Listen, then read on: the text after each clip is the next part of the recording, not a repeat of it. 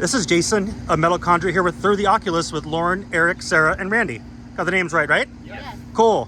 Saw you guys last week in San Diego, and it was different, I think, for like a melodic groove doom band, whatever the classification with like the video game theme concepts. How did you feel the show went, and what were your experiences for a pretty lively, like fun, intimate show? It was pretty cool. I've never been to anything like that or played with a group of bands like that at all before, but it was probably one of my top 10 shows we played. I don't think we could have asked for a better situation. It was fun just to play in San Diego for the first time at such a great venue with amazing talented bands. That was your first San Diego show ever? Yeah. Wow. That's my favorite. I think it's the best city in California. That has everything you can think of. Oh, yeah. Breweries, food, people, the breeze, you know? Yeah. The beer there is amazing. Gaslamp District too. So I mentioned before, band's been active I think since 2017 and started around 2019, give or take. It was more of a concept in 2017. Okay. And then we just did nothing. Me and Randy talked about, wrote like one riff. We talked about the band name and all that, and then these two came along in 2019. So that's when we became. And I noticed too that the band, there isn't a lot of experience playing on your own with other bands, looking up some stats, looking up on web pages. So this is, for the most part, the first band you guys have ever really done to get I know a few of the members have done like 2 or 3 other bands, but for the most part, this is pretty like the first band, right? For everyone, kind of. I mean, for Yeah. Everybody's on the same page. Get So- away from the garage and the Serious bars. band, yes. I'll say that. Yeah. So how did the rest come together, bringing in Eric and Sarah, and that's my question is, there's only one album so far that's self-titled. Are those songs like right when the band started? Are those pretty new songs? Are those older songs? Or how new is that material? Oh gosh. I want to say we wrote like 3 right off the bat. Yeah, 3 right off the We already bat. had 3 like in our first couple sessions, just like hanging out, getting to know each other. That's a whole different story. But no, it's like the album. What's the newest on our Order of the Eye, right? Yeah. So it's like combination of songs written in 2019, 2020. Yeah. Okay. So the oldest would be like Obsess, and then our newest would be Order of the Eye. We did 3 pretty fast, within a couple, like Lauren said, first couple of sessions, we had those almost locked in, and then just kept going from there. You mentioned, I think, when we were talking a little bit out to San Diego about the band members. It's the only 4 in the band right now, and foreseeable should be it. You mentioned you guys are like a family, so I'd like to know how'd you guys meet? How did that how'd you guys come together in life? And So me and Lauren known each other for a long time since she was in a band and I was in a different band, but that's how we kind of met. Then we were in a band together for a little bit. Yeah, before this, we were in a band for a while, for a couple years. And then me and Eric met at our stupid day jobs. And I noticed he was like doing this in the equipment. We run heavy equipment. And he was always doing that. I was like, that guy's got to be a drummer. He's got to be, or a crackhead, one or the other. And I hit him up and I said, hey, me and my friend Lauren are starting a band. He had some prior obligations at the time, but he gave us a try and then he stuck with us. Sarah. Found Sarah on the internet. Yeah. see, the internet is a safe place after all. Kind of. It's weird. Yeah. Want to tell him how you met? I mean, okay, so I guess I kind of tell your part. Yeah. I was posting covers on like Facebook, super shitty. Covers on Facebook, and a family friend actually showed him one of my covers when he went over to his house after work one day. And then he hit me up on Facebook, just asked if I wanted to be part of a band that he had pretty much all together, just me and the singer. And if I wanted to kind of try it out, I met up with them, and instantly we all clicked. We had our first practice, and it was super awkward. I don't think anybody made eye contact or anything hours. And that's just kind of how I came into the band. Super random. I didn't know anyone. And about the album, I like to talk about it. I've seen the band twice before hearing any of the album at all. And if I would have heard the album first and then hearing the set, it's like the production, it's clean, and this is a compliment. It could be played on the radio by the production. It's clean. You can hear everything. It's well balanced. But live, I felt there was like this grittier, like the bass was much louder, and there was just more like griminess, this like gritty like essence in it. And I'm wondering, like, this is the first album you produced. Was that the mind going in, wanting to make the album like that way, and then figure out the tones, figure out everything later on, or? Because it almost in certain ways sounds like two different bands when you hear one from live. No, the super polished thing, it wasn't really something we like did or thought about. It was just our recording engineer, like at the time. Doors, just letting everybody know. Sure. Good to go. Thank you. We're still very happy with it, but we're trying to take the grittiness that you're hearing live into the next album as much as possible. Was there not much say for the band in terms of making those production? You said like, so that was like, was there much of it? Was it just more to get the material out? No, we kind of give the producer a little bit of reins to have fun with He's it. a good guy, so we just, like I said, we were happy with it, and that's just how it came out. It's good. It's fine. Like, but for live, we do like trying to be raw. So like Lauren said, our next album's gonna be more gritty, more in your face. I think it was a learning curve for us. Yeah. Because it was our first album. I mean, I've never recorded. I never recorded that professionally in my life, so yeah. So it was definitely a learning curve and something we are learning a lesson from. We don't want to sound super polished because we think our live sound comes across a lot better for our image and what we are. But you know, for recording, we still love the album the way it came out. It's just definitely not, like you said, it's like two different bands. We're not that clean, polished, perfect radio sound. We're a lot heavier than that. It doesn't come across that way in an album. Somewhere in the middle of the album for me, probably my favorite track, the dystopian love part, where I feel the most like symphonic, melodic, operatic elements of the band come out really slow, and your vocals like really ring really high and true, and you don't hear much of that stuff live. At least I've noticed, like there's piano / keyboard or any electronics. Is that something later on in the future that would be planned on live performances, or is that just kind of like more of the one-off? I know Amorphous, I believe it was the track before that, the little shorter track right into that, because I hear more of that raw stuff live, but hearing your vocals on some of the slower parts and the mid chugging picking parts, hearing those really slower like big chord symphonic like feels, I thought it was really unique. I really loved hearing that. Is that something more to bring into like a live setting, or is that just more of an album to do something like that? We're definitely toying with the ideas, bringing some more production to the stage, live performances and stuff like that. As far as that actual sound, we're still on that direction. Who did that? Was that either a guitar effect into a keyboard, or was that actual keyboard piano in that song? It was a mixture of both, the keyboard and guitar. Who did the keyboards in? It was a friend of ours. Yeah. Oh, okay. Our old friend, not a friend anymore. Okay. We won't say anything. I don't even know who you're talking about. So the keyboard part's pretty cool. He was a friend at the time, but we don't talk to him. I totally understand. So with each member, doing each part, in terms like for the writing, is it as simple as guitar writes the guitar parts, vocals do the vocals? Does each person help write something together? Like, does Eric, we'll do guitar parts, we'll use a bass player, like help with vocal, like what is the songwriting process like with everyone together?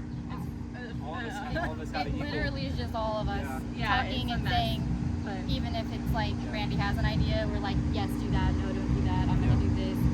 We all talk about it. Yeah. Usually starts with a little guitar riff, and then I try and show them, and then we just start texturing it from there. But we always have pretty much equal say in the songs, as much as possible.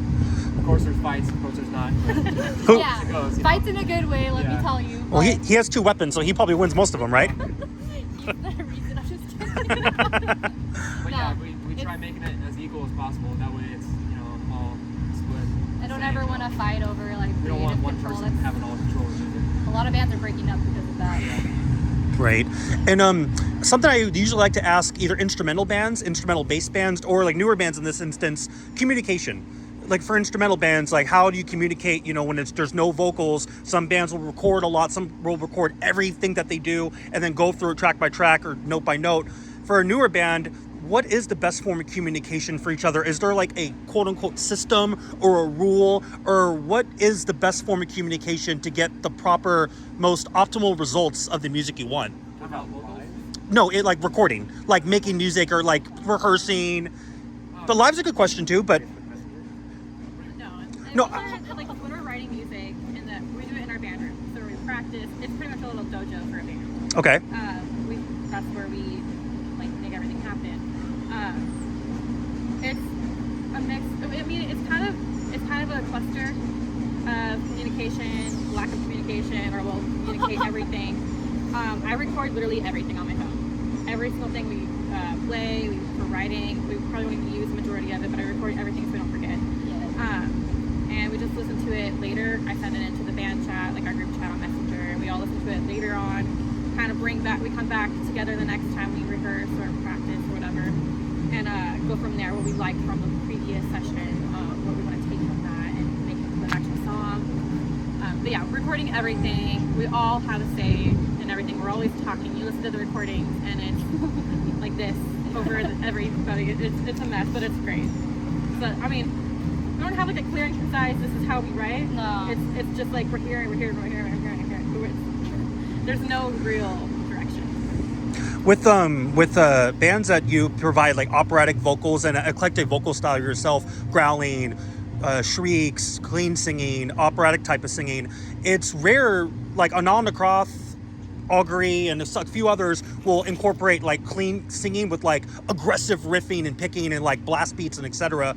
So when do you know, as a writer and as a singer and a vocalist, when do you know which type of vocal part to use?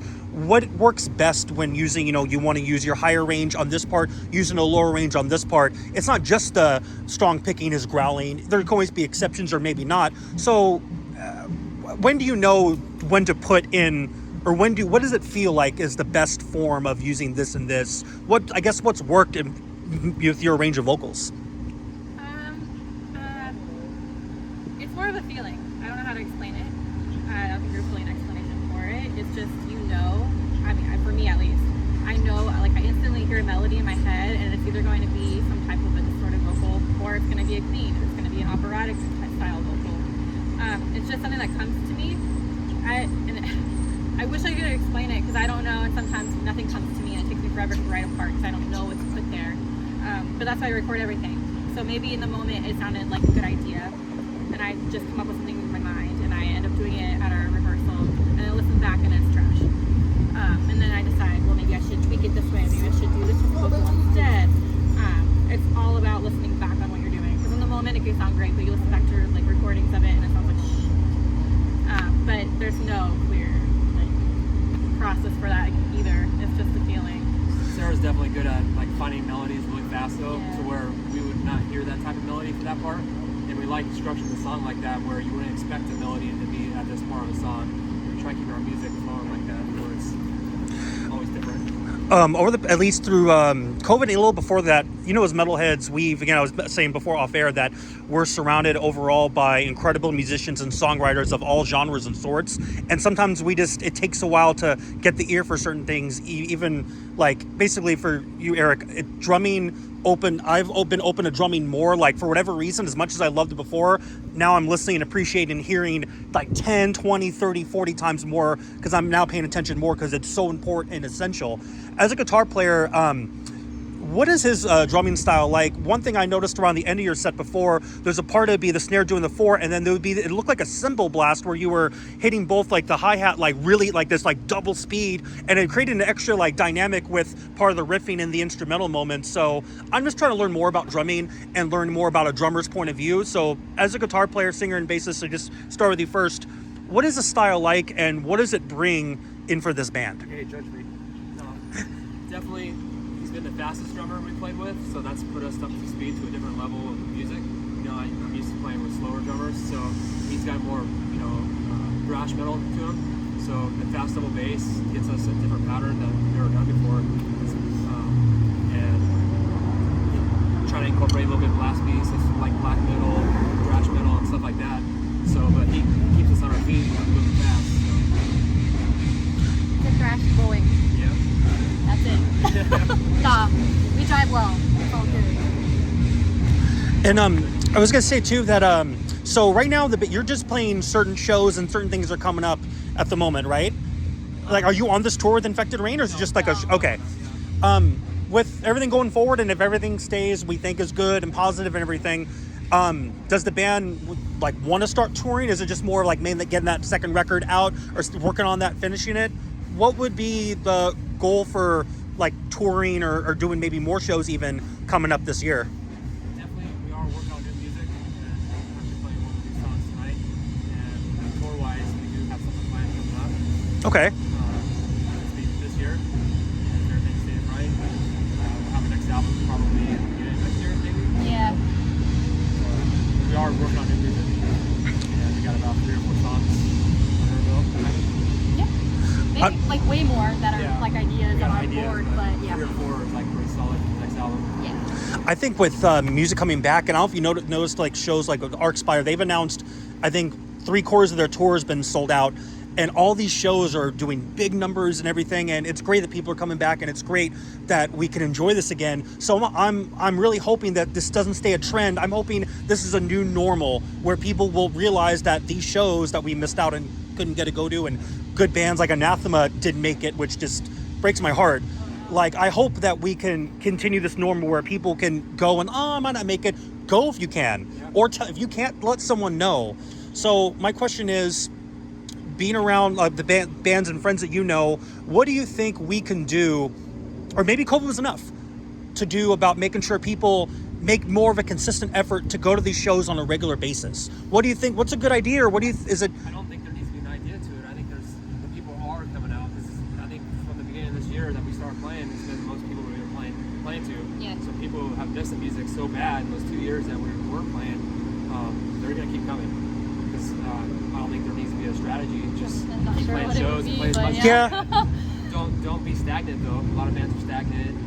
Play once every few months. You know, you got to keep busy. And when you stay busy, that's when people keep coming out, keep checking you out. And so you said that there'd be a tour later on, and then working on the album. So like until then, is it just more of like any good shows or anything that works within your schedules, a good fit? So if there was plenty of that in a small amount of space of time, you'd play as much as you to get reps in too, right? We take it if there's good shows, yeah.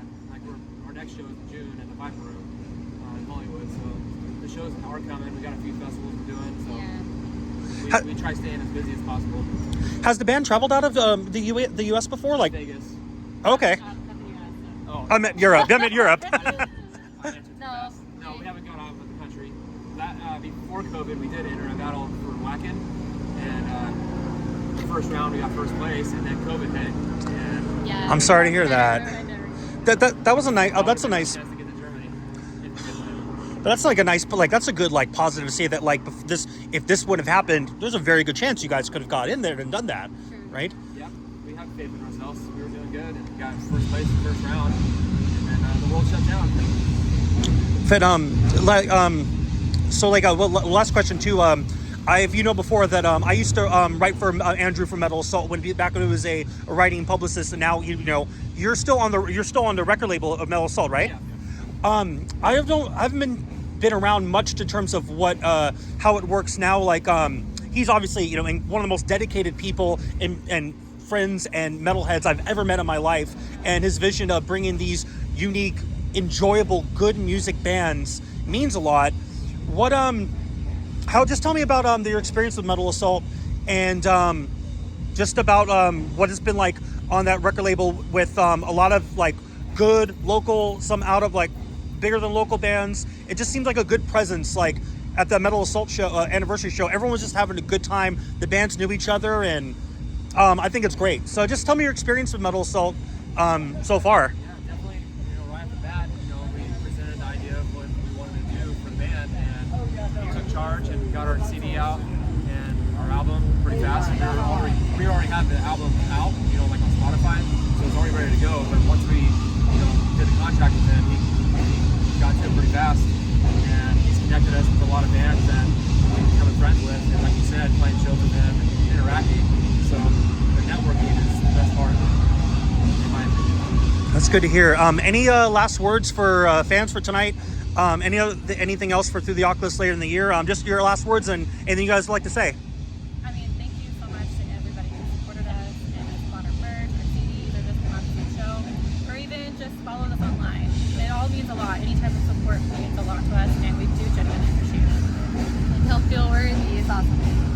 fans are cool. I feel the same. You know, our fans are growing, you know, day by day, but they support us, you know, all the time, whatever we do. And without them, we wouldn't be us, you know.